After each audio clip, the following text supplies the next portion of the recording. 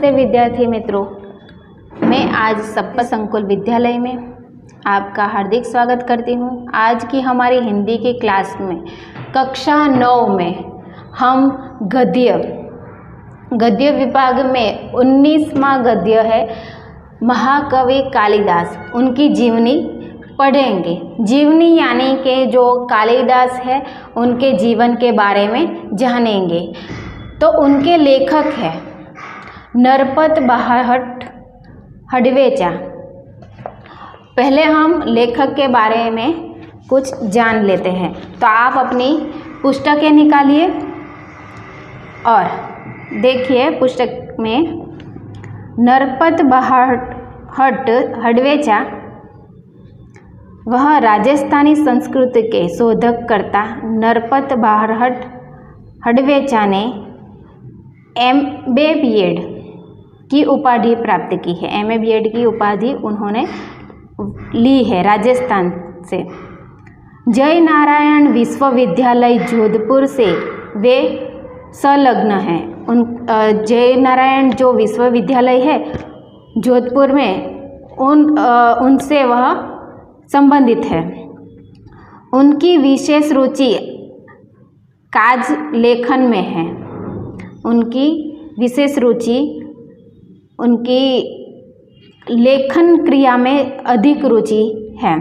वे संस्कृति के प्रवाहों और प्रवाहों को समझने में यत्नशील हैं। वे उनको संस्कृति को जानना और उनके प्रवाह को, बढ़ते हुए प्रवाह को गतिशील करना उनका विषय रहा है। महापुरुषों को नमन करते हुए उन्होंने लिखा है। जो बड़े बड़े महान पुरुषों हैं उनको नमन करते हुए यानी कि नमस्कार करते हुए उन्होंने लिखा है। जिन्होंने देश सेवा की खातिर अपना घर परिवार छोड़कर ऐशो आराम त्याग कर भूखे प्यासे नंगे पांव रहकर देश को गुलामी की जंजीरों से मुक्त करने के लिए सर्वस्व कुर्बान कर दिया, वे वंदनीय है।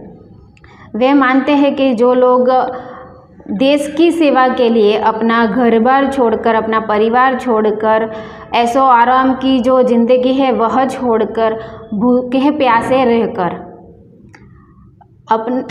नंगे पांव यानी कि अपने पैरों में कुछ न पहनना, नंगे पांव चलकर जो गुलामी की जंजीर है उनको मुक्त करने के लिए उन्होंने सब कुछ, ऐशो आराम सब कुछ छोड़ दिया। वह एक प्रशंसा के काबिल है, वंदनीय है।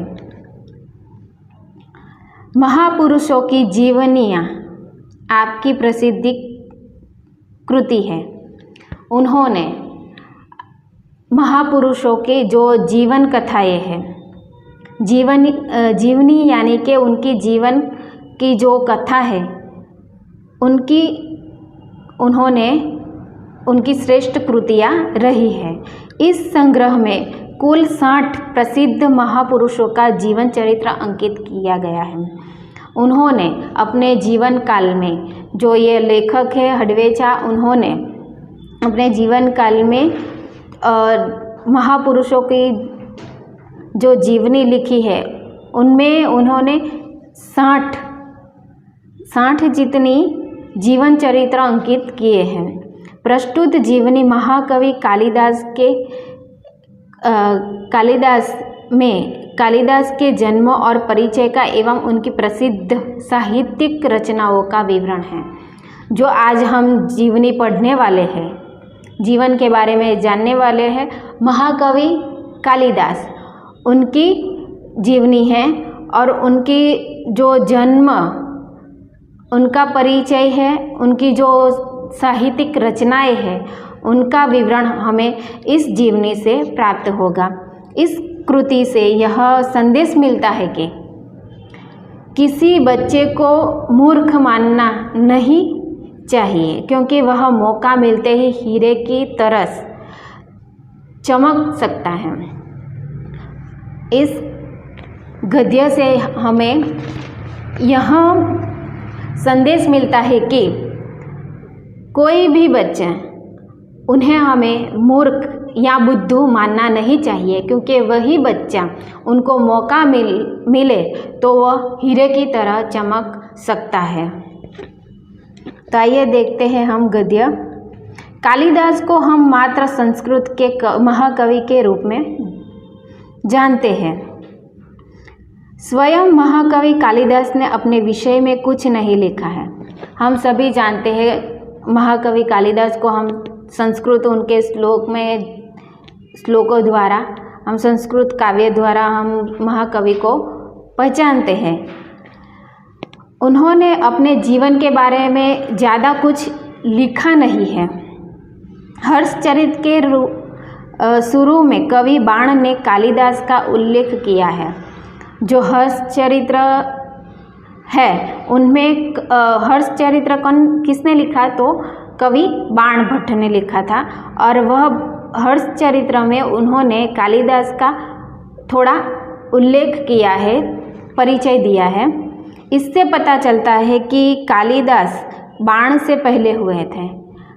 उन्होंने हर्षचरित्र में कालिदास का उल्लेख किया है। उनसे पता चलता है कि महाकवि कालिदास कवि बाण हैं, उनसे पहले हो चुके हैं।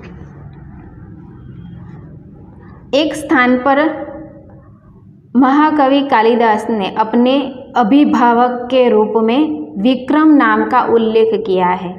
यहाँ पे अभिभावक शब्द का प्रयोग किया गया है।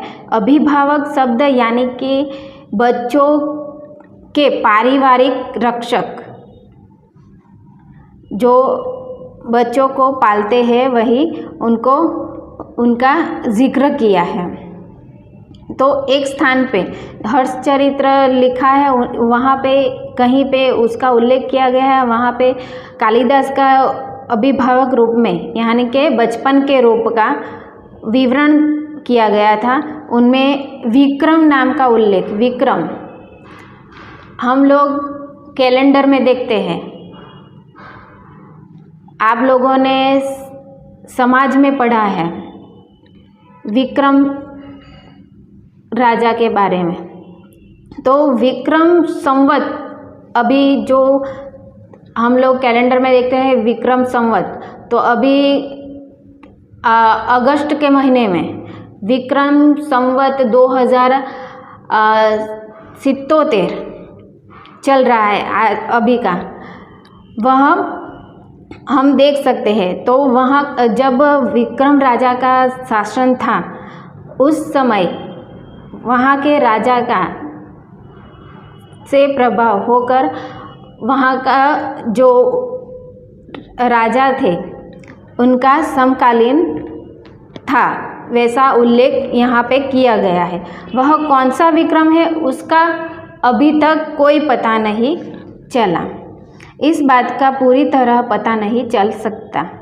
फिर भी उनकी राजा विक्रमादित्य और राजा भोज का समकालीन मानकर कितनी ही कथाओं का नायक बनाया गया है।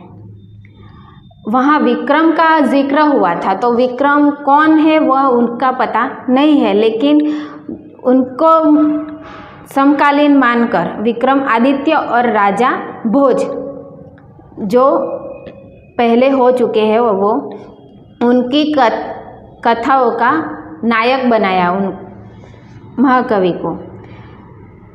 विभिन्न भाषाओं में पहेलियों और लोक कथाओं में उनकी विद्वता, कविता और चमत्कारिक प्रसंगों का वर्णन मिला है। अलग अलग भाषा, विभिन्न यानी कि अलग अलग भाषाओं में पहेलियाँ, लोक कथा, लोकों द्वारा गवायेली कथाओं ने लोक कथा कहते हैं। तो लोक कथा और कविताओं में उनका चमत्कारिक प्रसंगों के रूप में वर्णन मिलता है। आइए देखते हैं महाकवि कालिदास का जन्म और उनका परिचय।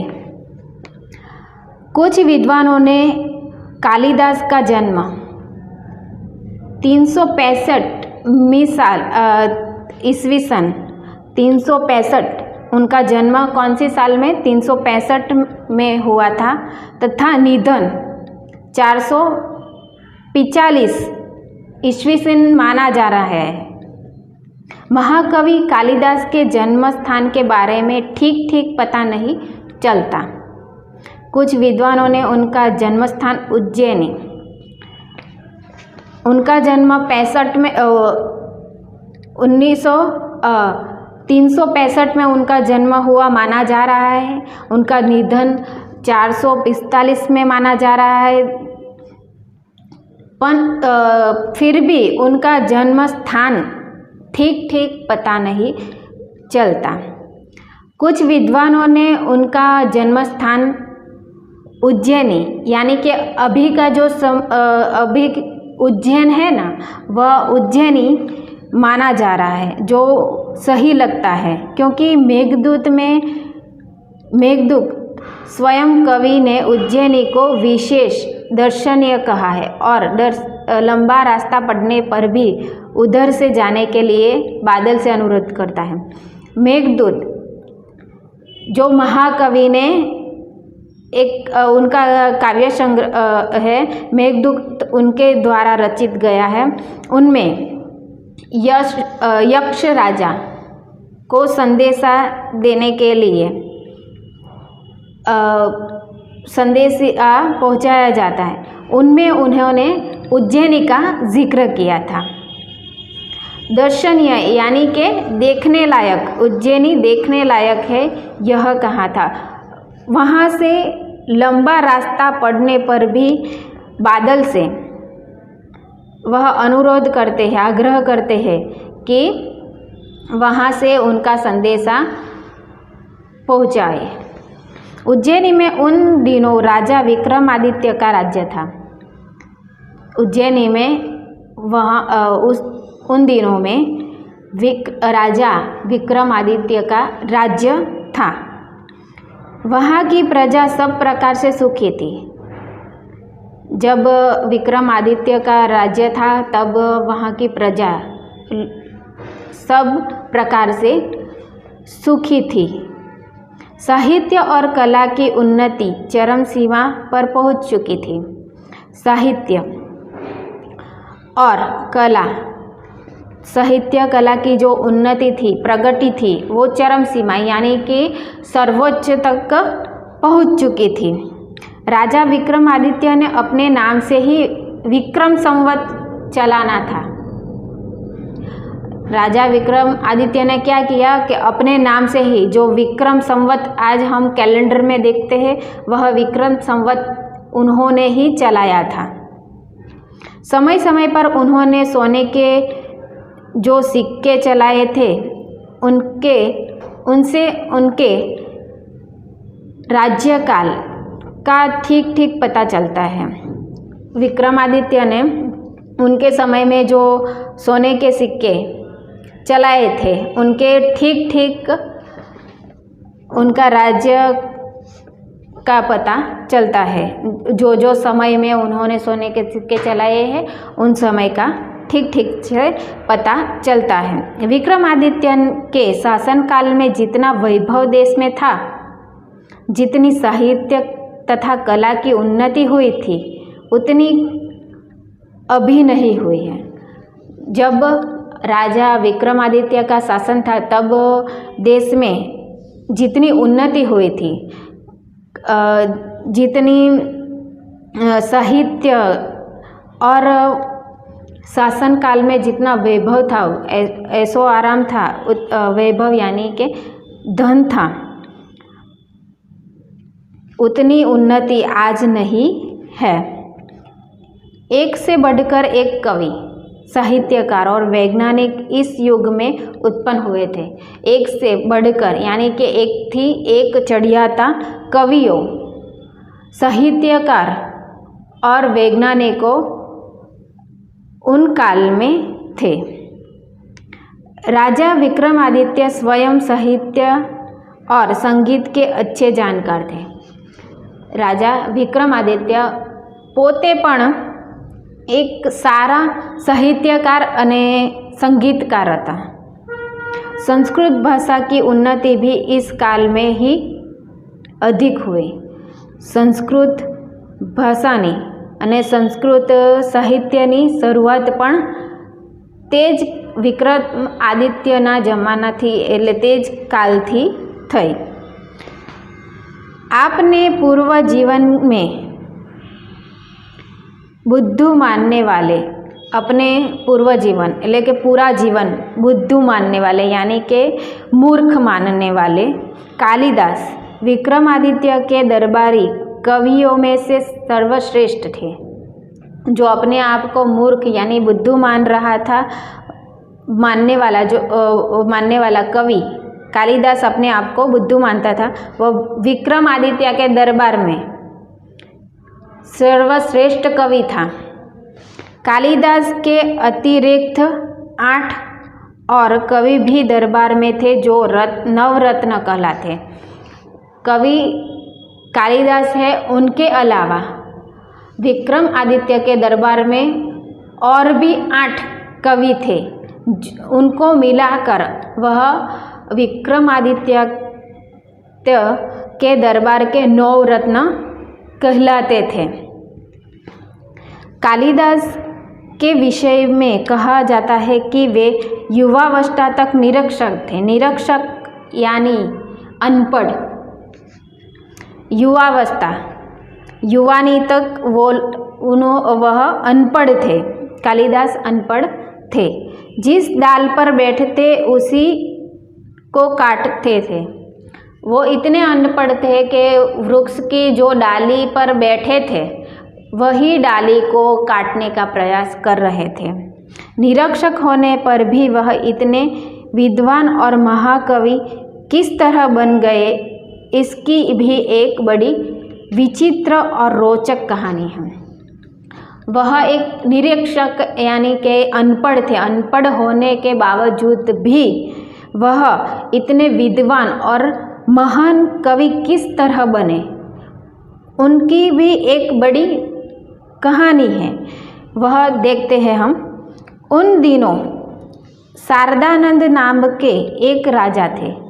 उस समय शारदानंद नाम का एक राजा था। उनकी एक गुणवती और विद्वान पुत्री थी। उनकी एक गुणवान और विद्वान पुत्री थी जिसका नाम था विद्योत्तमा। उनका नाम क्या था? विद्योत्तमा। वह बहुत सुंदर और रूपवती भी थी। उसके रूप, गुण और ज्ञान की प्रशंसा दूर दूर के देशों तक फैली हुई थी। शारदानंद नाम के राजा थे। उनकी एक पुत्री थी जो बहुत गुणवान और विद्वान थी, जिनका नाम विद्योत्तमा था। वह बहुत सुंदर भी थी। उनके रूप की चर्चा, रूप, गुण और ज्ञान की प्रशंसा दूर दूर देशों तक फैली हुई थी। विद्योत्तमा को अपने रूप, गुण और ज्ञान का बड़ा घमंड था। जो राजा की पुत्री थी विद्योत्तमा, उनको अपने रूप, गुण का अधिक घमंड था। अपने विवाह के संबंध में उसने एक घोषणा की थी। उन्होंने अपने विवाह के बारे में एक घोषणा की थी कि जो उससे शास्त्रार्थ में हरा देगा उसी के साथ वह अपना विवाह करे। शास्त्रार्थ यानी शास्त्रों की चर्चा करना, शास्त्र संबंधी चर्चा करना। जो विद्या शास्त्र में उनको हरा देगा वह उनसे ही विवाह करेगी। उन्होंने प्रस्ताव रखा था। उसकी एक घोषणा की जानकारी जैसे जैसे आस पड़ोस में के देश तक पहुंचती, वहाँ के विद्वान उनकी यह घोषणा की जानकारी जैसे जैसे आपस में पड़ोस में के देश तक पहुंची, पड़ोस के देश तक पहुंच गई। वहाँ के विद्वान, वहाँ के जो विद्वान थे तथा पंडित, विद्वान और पंडित विद्योत्तमा से शास्त्रार्थ करने के लिए आने लगे। जैसे उनकी घोषणा का पता आस पड़ोस के राज्यों में पता चला, देशों में पता चला, तब वहाँ से बड़े बड़े विद्वान और पंडित विद्योत्तमा से शास्त्रार्थ यानी कि शास्त्र संबंधी चर्चा करने के लिए आने लगे। लेकिन विद्वान यहाँ पंडितों को बड़ी गालिन का अनुभव हो रहा था। लेकिन यहाँ आने के बाद बड़े बड़े विद्वान और पंडितों को गालिन यानी दुख का अनुभव हो रहा था और वे इसका बदला लेने का उपाय सोचने लगे। उनको बहुत दुख हो रहा था, उनको दुख का बदला लेने का वह उपाय सोचने लगे। विद्वानों और पंडितों ने मिलकर तय किया कि विद्योत्तमा का विवाह किसी मूर्ख से करवा दिया जाए तो इसका घमंड टूट जाएगा और वे अपने अपमान का बदला भी ले सकेंगे। तब उनको दुख हुआ, ग्वालिन यानी कि दुख हुआ बड़े बड़े विद्वान और पंडितों को। तब उन्होंने विद्योत्तमा से बदला लेने की सोची और उन्होंने क्या सोचा कि एक मूर्ख से विद्योत्तमा का विवाह कर दिया जाए तो उसका घमंड चूर हो जाएगा और वो ऐसे इस तरह अपना बदला भी ले सकेंगे। अतः तब वे ऐसे एक मूर्ख की तलाश में रहने लगे। संयोग से उन्हें एक दिन एक ऐसा ही मूर्ख युवक मिला। उसके बाद वह जो पंडित थे, बड़े बड़े पंडित और विद्वान, ऐसे ही एक मूर्ख की तलाश में निकल पड़े। एक दिन उन्हें ऐसा ही एक मूर्ख मिला। वह पेड़ की जिस डाल पर बैठा था उसे ही काट रहा था। पंडितों तथा विद्वानों को लगा कि उससे बड़ा मूर्ख और कौन होगा। उन्होंने देखा, विद्वान और पंडितों ने देखा कि एक मूर्ख जिस डाली पर बैठा था उसी डाली को काट रहा है और उन्होंने देखा कि उनसे बड़ा मूर्ख कोई नहीं होगा। इसलिए पंडितों ने उसे पेड़ से नीचे उतारकर और समझा बुझाकर एक सुंदर राजकुमारी से उसका विवाह करा देने की बात कहकर तथा लालच देकर अपने साथ चलने को राजी किया। उन विद्वानों ने क्या किया कि उन मूर्ख को समझा बुझाकर उस पेड़ से नीचे उतारा और उनको यह लालच दिया कि तुम्हारा विवाह एक राजकुमारी से करवाएंगे और समझा बुझाकर उसको अपने साथ ले आए। पंडितों ने उस मूर्ख युवक को यह बात अच्छी तरह समझा दी कि वह कुछ नहीं बोलेगा और गूंगा बना रहेगा, नहीं तो उसका विवाह नहीं होगा। और बाद में उन पंडितों ने उस मूर्ख को समझा बुझाकर उनको समझा दिया था कि वहाँ उसको कुछ नहीं बोलना है, वहाँ उसको सिर्फ मौन यानी कि गूंगा बना रहना है, नहीं तो कुछ भी बोलेगा तो उनका विवाह नहीं होगा। वह मूर्ख युवक बड़ा खुश हो गया और उनकी विवाह की बात सुनकर वो मूर्ख युवक बड़ा खुश हो गया। उसने पंडितों की बात मान ली और उनके द्वारा दिए गए अच्छे अच्छे कपड़े पहन लिए। पंडित उसे विद्योत्तमा के पास शास्त्रार्थ के लिए ले गए। तब